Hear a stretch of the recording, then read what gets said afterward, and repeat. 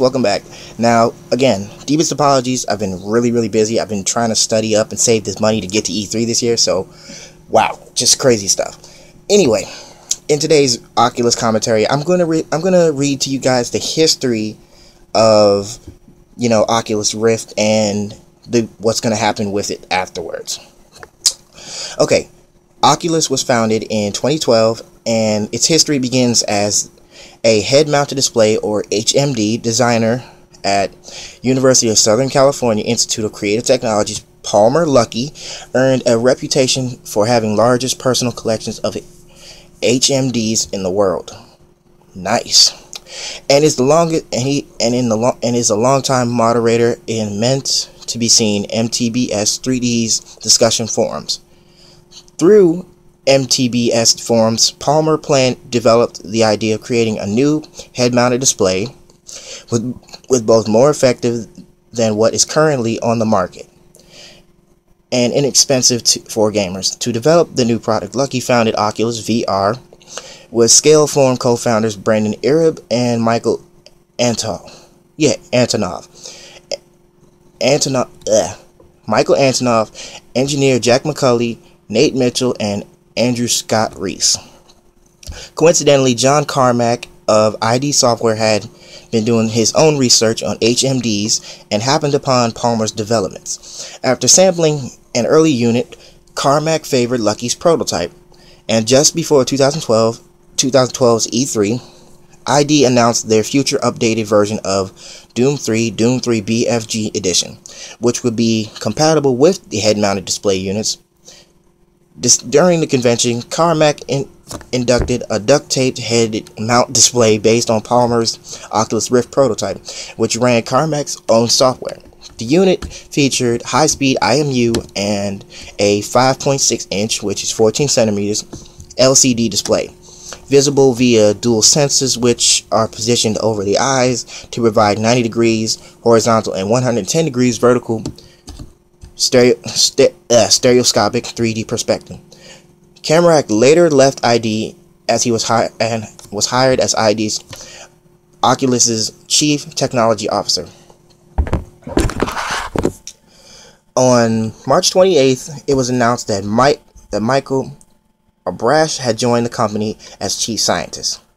Okay, cool. So we get a little history that Palmer Luckey is, founder and creator of Oculus VR and has teamed up with friends of his who share the same idea as such. Now, with all this, it seems to be that the whole Oculus idea looks like it was far-fetched, but people who are fans of 3D and 3D products came the idea, of course. Now, I'm going to read the funding. Following the demonstration of Oculus prototype at E3 2012, which was in June, on August 1st, 2012, the company announced a Kickstarter campaign to further develop the product. Oculus announced that the developer kit version for Oculus Rift would be given as a reward to backers who pledged $300 or more on Kickstarter, with an expected shipping date set for December 2012, though they did not actually ship until March of 2013. Let me be clear about that.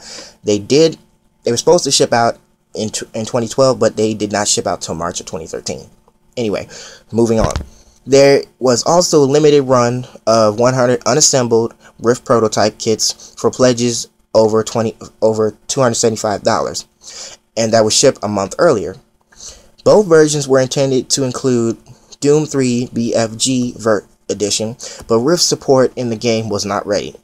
So to make up for it, they included a choice of discount vouchers for either Steam or the Oculus Store.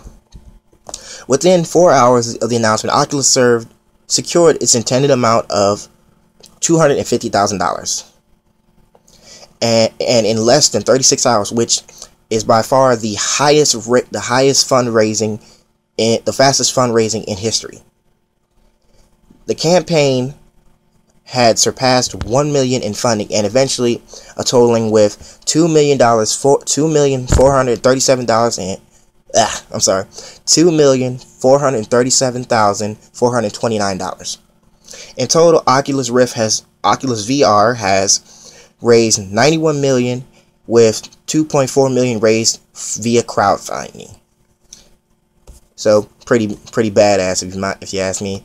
Shout out to Oculus VR, shout out to Oculus, shout out to everybody who's working on everything.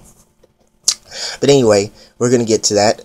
So basically, we understand that their whole point of Oculus is to just to expand everything that's happened. So such as the 3DS, we know has 3D. We know 3D glasses let you see movies in 3D. So pretty much it's a combination of the two. So instead of holding the 3DS all the way back from your face, you can have it in your face. So that's pretty freaking awesome. You know, just reading that got me excited. I feel like I should just go rob something and go find me an Oculus Rift, or go find somebody who has Oculus Rift. But anyway, that's it for the history and the funding. Stay tuned for more Oculus commentary.